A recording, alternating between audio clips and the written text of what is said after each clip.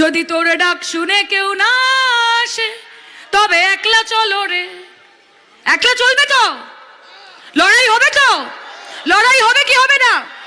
তাহলে আগামী দিন যখন বিজেপি বোঝাতে আসবে না, বলবে ভাই তোমাদের 2 কোটি চাকরি কোথায়, ভাই তোমাদের 15 লক্ষ টাকা কোথায়, ভাই তোমরা ফ্রিতে ভ্যাকসিন দিচ্ছ, এইদিকে পেট্রোল ডিজেল রান্নার গ্যাসের দাম বাড়াচ্ছ কেন? প্রশ্ন করবেন। বলবেন জয় স্যার এত বড় বড় কন্ট্রাক্ট কি করে হলো? স্বরাষ্ট্রমন্ত্রীর ছেলে কোটি কোটি কোটি 66 গুণ বেশি তার সম্পত্তি কি করে হয়ে গেল?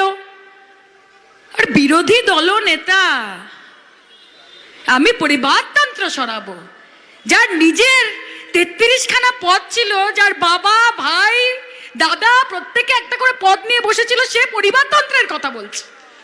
আমাকে প্রেস জিজ্ঞেস করছে যে শুভেন্দু অধিকারী দুর্নীতির কথা বলছে। আলাম যাকে তোয়ালে মুড়ে টাকা নিতে দেখা গেছে সে আমাদের ব্যাপারে বলবে নাকি?